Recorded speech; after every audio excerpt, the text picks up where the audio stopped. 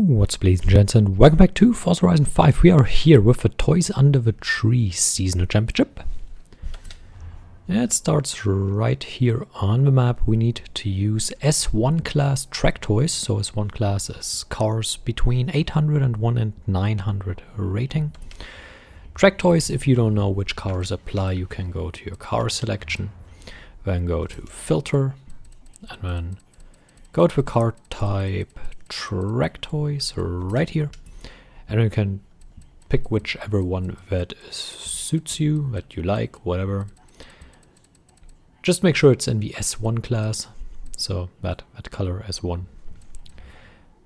And if it's below, you can easily tune it into the S1 class. So basically, if you want to use the XKRS here, you can tune that into the S1 class, and then you can use that as well. It doesn't need to be originally in that. I'm using the 2018 Lamborghini Huracan Performante. That's this one right here. It's available from the auto show. You can buy it there for 275,000, so not even that expensive. Well, comparatively for a track toy car. And I'd say we jump right into the first race. Tuning share code, as always, is in the description.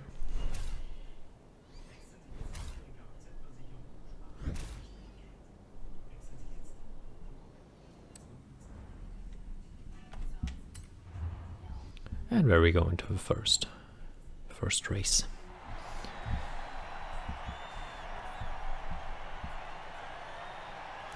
It's about as regular of a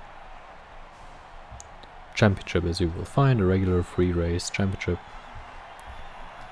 Races themselves, all stock, all standard. So nothing to worry about here. I assume plenty of people will pick the Cupra. There, speaking of it. So I assume plenty of people will pick that, as it is the currently new car in town, but I already picked it for two of my championships. Not championship, for two stunts, obviously because it was a requirement car, so I had to pick it, but I didn't want to do everything this week with it, and we get pushed into the wall there. That's not that friendly. We'll now close in this corner. You can cut the checkpoint and really close in, because the AI brakes a whole lot in those corners, and well, you don't have to. And we gain speed here as well. Hey, brake, we went to the back, that was not ideal. Brake a lot earlier and a lot harder. Now we use the slipstream. And he was braking right as we switched sides. And we go to the inside. Make sure we get a good exit here.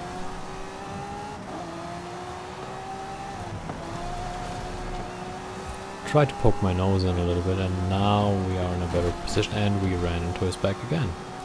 Bit unlucky with the timing there. Obviously you want to be beside him when he brakes and not right behind him. But when you switch sides behind him, obviously you are behind him for a short moment. So when you go from left to right, make a whole switch room maneuver, you are right behind him for a moment, and when he brakes exactly in that moment, then you're kind of out of luck. Like what happened to us there.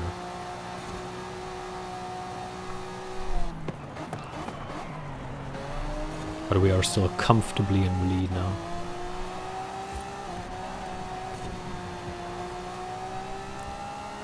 Now once again, just make sure you get a pretty straight line, and then after the checkpoint you can take the right-hander. Full throttle as well. Getting quickly through these corners, and now we have a pretty comfortable lead. Now the last tricky bit through that corner. A mild slide there. Not a problem though, we are way ahead. That's a winning race and number one.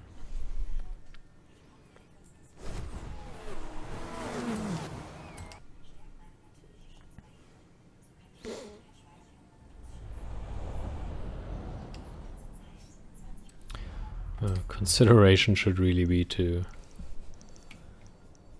cut out the loading times out of these videos. Skip the loading screen.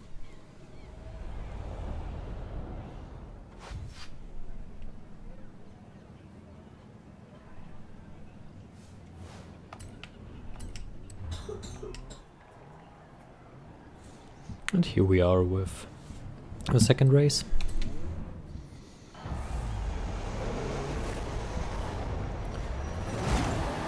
Once again we can... Well, that car didn't get off the line particularly well, did it? We'll once again take a pretty steady approach here. Before we get a triple overtake there. Just stay on the line, make sure you drive your own race at your own pace, and you should really not have too many issues here.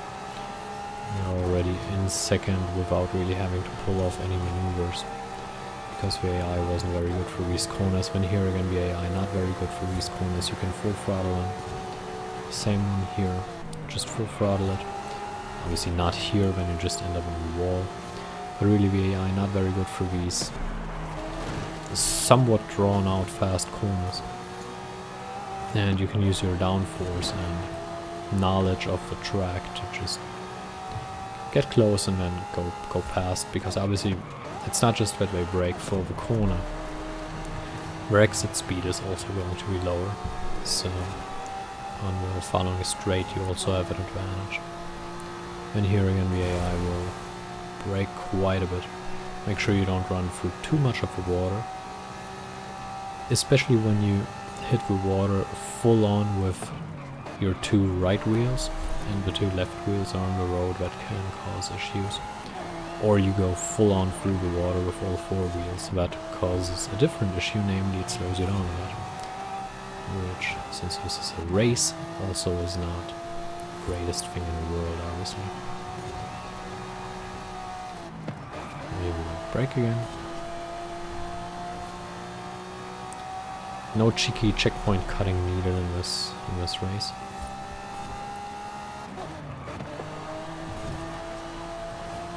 Because the checkpoints are already pretty tightly packed against the walls and the restrictions here, so there's not a lot of cutting you can do because you're driving in this little town here. Yeah, we can cut this one, I guess. Maybe that one. Yeah, that works. Probably that one as well if you really want to, but then you're really making it unnecessary. None of them are necessary or get you an advantage where I say, okay, you absolutely have to do that. It's such an amazing advantage. Well, that one works as well, eh? I guess there are some where you can do it. I'd be highly unhappy if I didn't have any checkpoints to cut through. That's my thing, isn't it?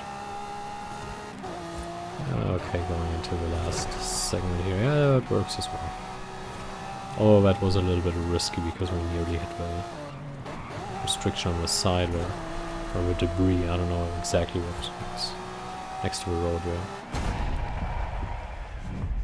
It was a pretty good race, I would say.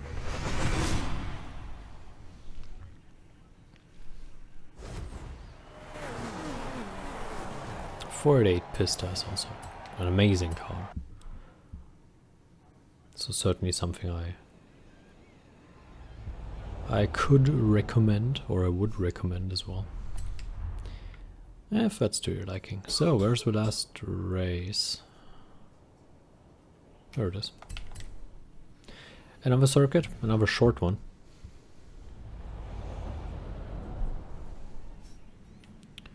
Event winning credits, thank you very much. There we go. Alright, let's jump to the last one.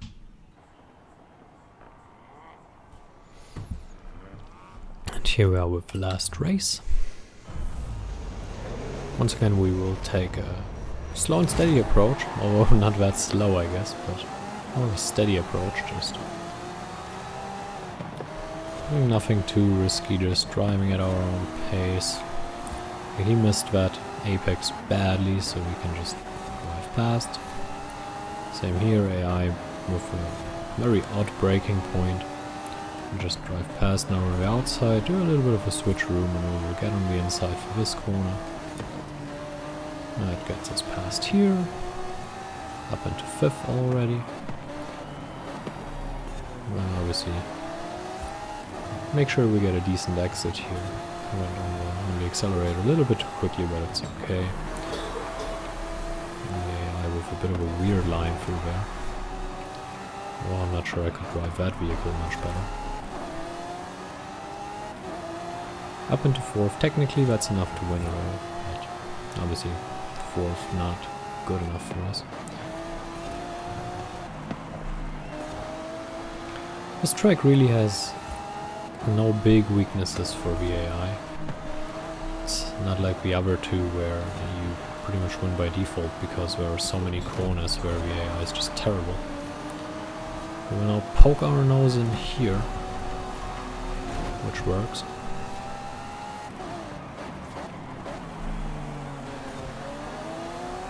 And get a good exit out of that.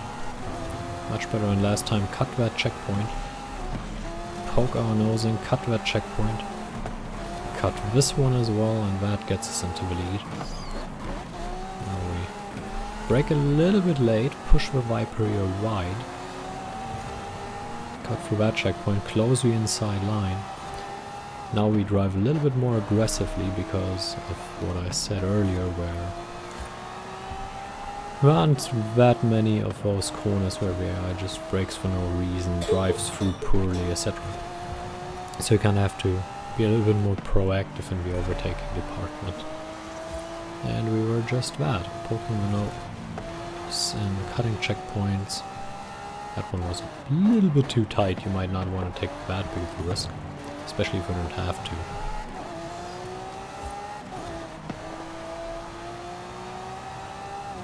And then obviously the maneuver against the Viper was a bit mean because it was right here, we were braking a little bit late, and then obviously the Viper was to our right and it couldn't turn in, which means we compromised its line a lot more than ours. And that slowed it down, made the exit out of the corner better for us, and then we secured the lead with that. So, that's 60 points.